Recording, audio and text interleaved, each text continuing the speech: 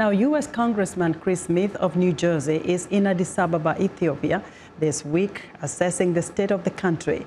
New Prime Minister Abiy Ahmed has made numerous reforms since taking office in April, but fault lines remain, especially in the southern regions of the country. Congressman Smith spoke with VOA Salem just before departing for East Africa. If you can tell us a little bit about what you hope to accomplish with this trip. Sure. We'll be meeting with the Prime Minister, the Foreign Minister, and many others while we're in Addis Ababa. It's part of an ongoing effort that I, as chairman of the Africa Committee, and many other members have undertaken for decades to try to promote peace, reconciliation, and human rights in Ethiopia. I did Res 128 just this past July, that laid out a number of benchmarks that we in the Congress feel should be achieved to show that this government is moving in the right direction. For example, the release of all the political prisoners. There's no reason why there be any political prisoner. If somebody commits violence, that's one thing.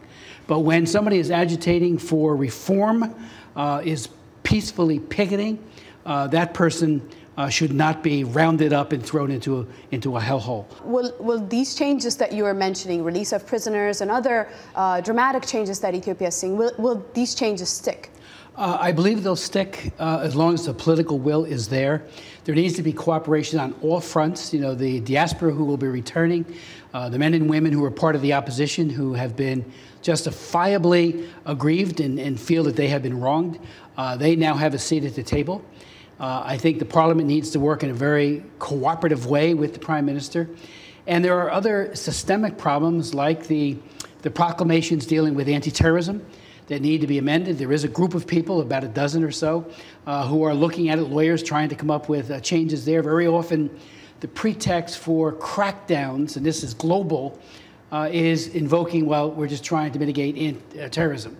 That doesn't cut it when it's being used against people who just want to have their say in the process and, democracy and recognition of fundamental, universally recognized human rights. What other potential fault lines that you would see could happen in the moving forward of Ethiopia's political situation? Well, there's still some problems with Somali region in terms of its government. There is the former finance minister has now assumed the leadership there, and the previous person has been incarcerated.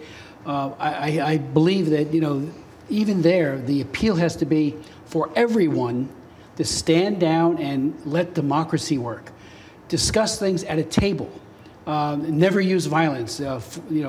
Violence has to be completely laid aside because that's not the way forward. Be sure to watch Africa 54 on Thursday when we bring you part 2 of our interview with Congressman Chris Smith on the continued U.S. humanitarian assistance to Africa.